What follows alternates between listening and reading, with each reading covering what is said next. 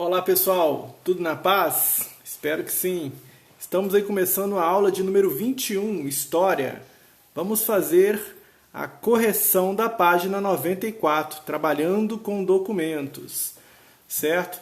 Pessoal, assistam os vídeos, façam questionamentos, somente assim nós poderemos maximizar o conhecimento, tá? Estou sentindo falta da participação de vocês. Vocês estão entregando as atividades? Sim, estão entregando, mas é sempre bom mantermos aqueles laços, né? Procurem perguntar, participar, que dessa forma a gente vai conseguir um melhor resultado. Pessoal, vou tirar esse rosto só para poder ficar mais leve o vídeo. Mas vamos lá. Então estamos aí, ó. Aula de número 21, correção da página 94. Temos um texto aí, que eu espero que os senhores já tenham feito a leitura, certo? Com base nessa leitura, vamos ao que se pede. Então temos aí, ó, a número 1. Já pressupõe, né, que vocês já fizeram a leitura, né? Eu não vou perder muito tempo fazendo a leitura no vídeo, para a gente poder ganhar tempo. Número 1. Qual era a idade da autora... Opa, tá caindo aqui. Não cai não. Vou colocar assim, pronto. Um pouco ruim, mas acho que agora vai. Vamos lá.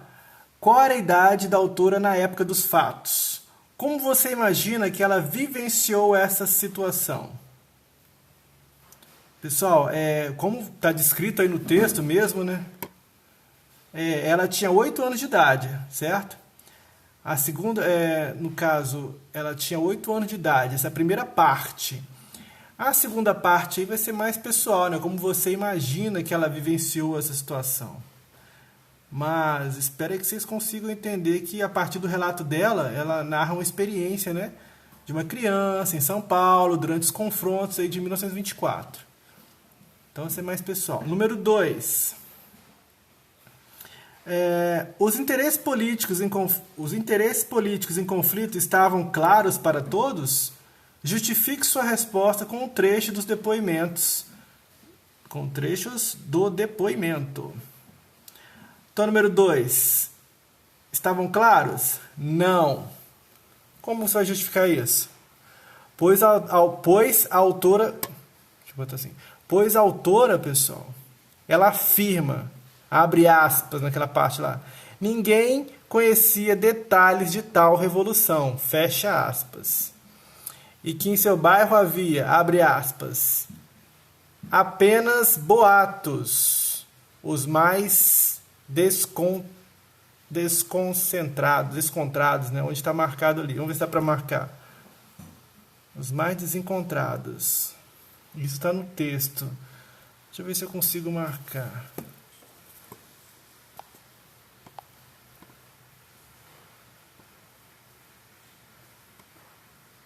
Certo? Eu não consigo marcar muito bem aqui em cima. Um pouquinho acima.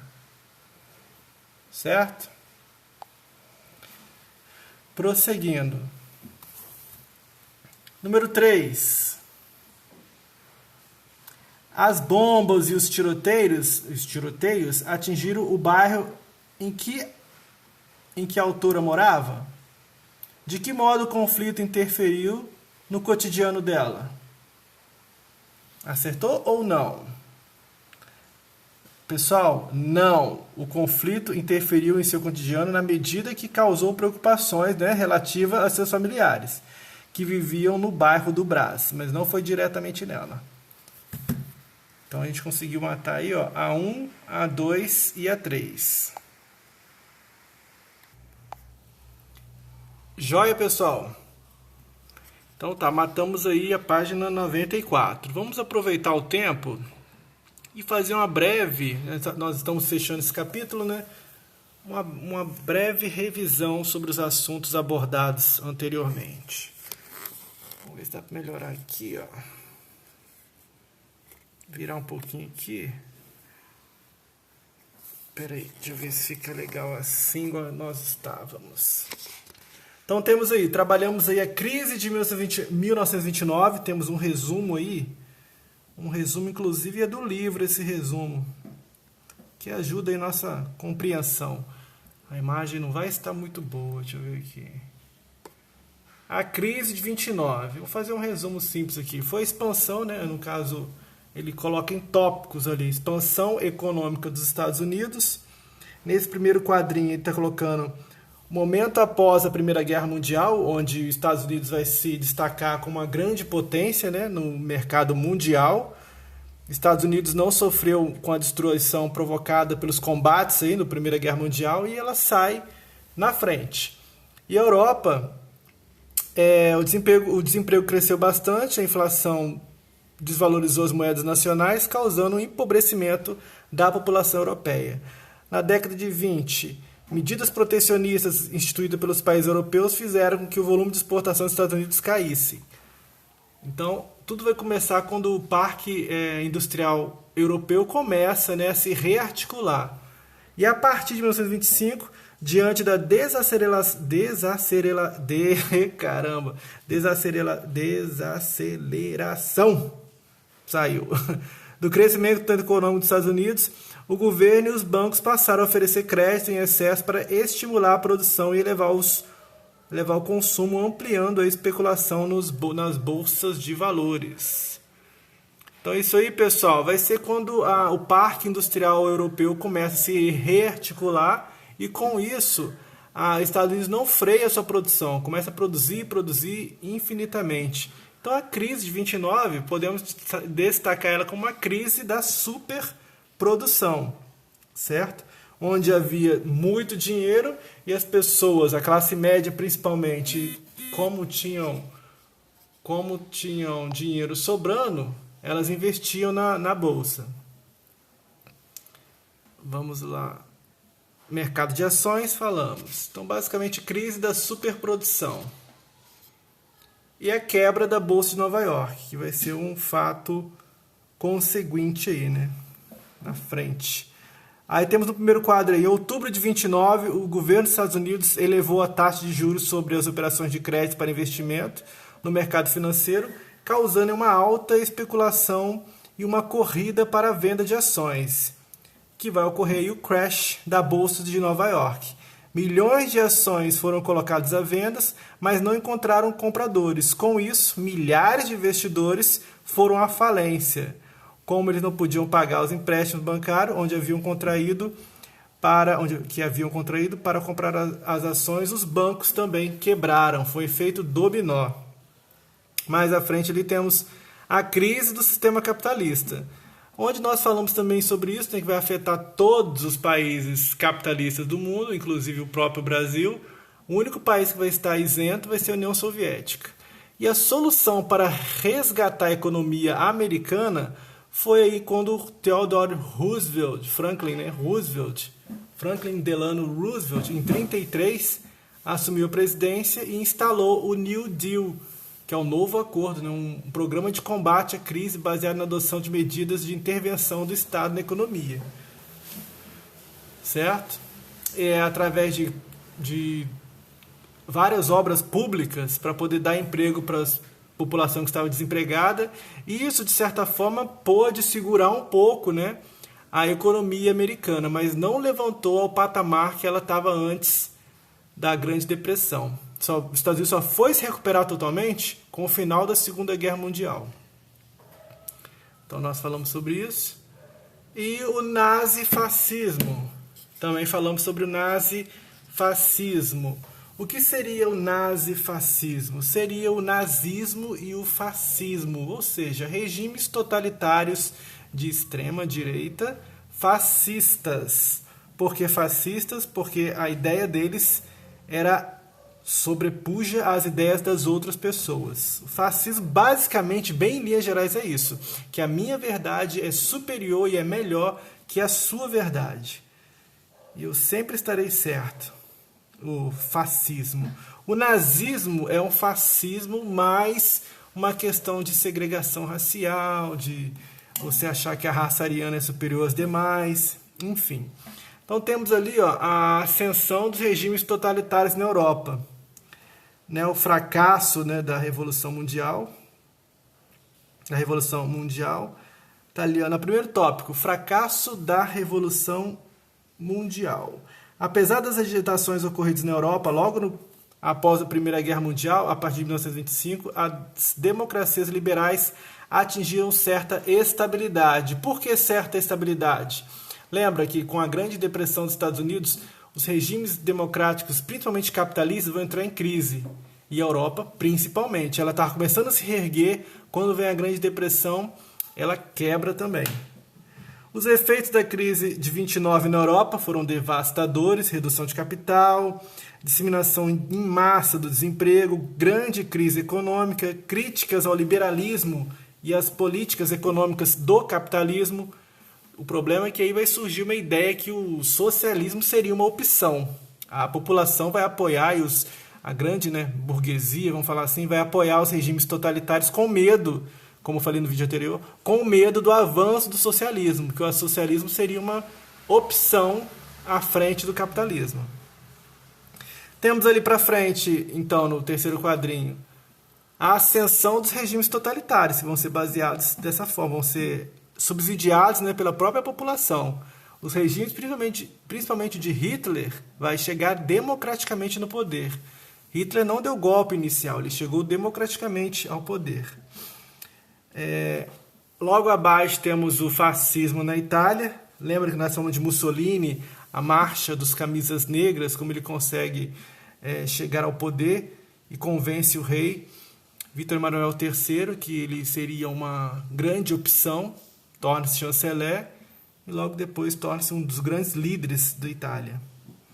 Temos ali o avanço das propostas socialistas, movimento anarco-sindicalista versus a Fundação Face de Combate do grupo militar que combatia comunistas, a democracia liberal e organizações operárias socialistas. Temos ali embaixo que nós falamos, né, a marcha sobre Roma de 1922, e o Mussolini vai se tornar o Dulce, tipo imperador, em 1925. Temos aqui como ditador, Mussolini extinguiu os partidos políticos de oposição, censurou a imprensa e criou uma política que vigiava e punia os opositores do regime. Então aí foram os fascismos. Tem mais parte aqui. Para concluir, ó, esse aqui foi o fascismo na Itália, e temos agora o nazismo na Alemanha. Com o final da Primeira Guerra Mundial, a Alemanha vai tornar-se a República de Weimar, de 1918. Temos ali, por meio de uma revolução socialista, liberais proclamaram a República na Alemanha ainda durante a Primeira Guerra Mundial. República de Weimar. Tem um livro muito bom sobre isso. Deixa eu ver se eu tenho aqui. Tem. República de Weimar. Deixa eu ver se consigo mostrar para vocês. Aqui, ó. Ui. Não sei se dá para enxergar aí, ó. A República de Weimar, de 1919 até 1933. Acho que está ao contrário a letra, né? É um livro muito bom que traz essa visão logo após a Primeira Guerra Mundial. Não sei se a imagem vai estar legal para vocês enxergarem. Acho que vai estar ao contrário, né? Mas enfim, se alguém quiser depois eu empresto ele. Deixa eu voltar aqui.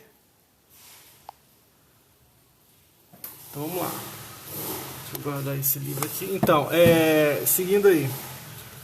Temos ali, após assinar o Tratado de Versalhes, que vai castigar cruelmente a Alemanha. O Tratado de Versalhes vai castigar a Alemanha de 1919, como o novo governo assumiu enormes dívidas dos Estados Unidos para pagar as indenizações impostas pelo documento. Com isso, os problemas sociais da Alemanha só acirravam. Aumentou o desemprego, a concentração de renda na mão de poucos, o empobrecimento da classe média e dos trabalhadores. E temos aí, ainda em 1919, a fundação do Partido Nazista, liderada por Adolf Hitler. E os nazistas exploravam o ressentimento e o nacionalismo da população alemã, eles ainda tinham aquele sentimento de revanchismo por ter perdido a Primeira Guerra Mundial assinado, né? O ato de redenção, ato de entrega, né? De perder a Primeira Guerra Mundial. E isso aí, logo abaixo, vai estar mostrando como foi a chegada dos nazistas ao poder. A crise de 29 vai atingir a Alemanha, com a retirada dos capitais estadunidenses de muitas indústrias alemãs fecharam as portas e o desemprego industrial atingiu 44% da população economicamente ativa. Então vai dividir o grupo em grupos socialistas que ganhavam força por suas críticas ao liberalismo e à concentração de renda na mão da burguesia. Então essa parte aí vai ser o grupo de socialistas versus cresceu o movimento nazista que perseguia as organizações socialistas e comunistas para ampliar o apoio popular. Os nazistas apresentavam propostas para beneficiar empresários e trabalhadores e também para investir na expansão do exército e da indústria bélica alemã. Tudo isso aí vai dar início, vai ajudar, né, ao início aí da ditadura nazista, que vai chegar em 1933. Quando os nazistas incendeiam o parlamento e responsabilizam os comunistas. Né? Nós falamos sobre isso no vídeo anterior. O atentado, né? O incêndio do parlamento alemão, que vão falar que foram os comunistas que fizeram. Isso aí deu pretexto, né, para dissolver o parlamento e decretar estado de emergência. Tipo o Estado Novo que Getúlio Vargas vai fazer aqui no Brasil. Então os nazistas chegou ao poder após o partido nazista ter vencido as eleições para o parlamento, o Reichstag. Em 1932, no ano seguinte, Hitler foi convidado pelo presidente para assumir o cargo de chanceler do governo alemão. Nós falamos também sobre isso. Só um breve resumo, uma breve revisão sobre esses dois assuntos que nós falamos. O nazifascismo e a crise de 1929.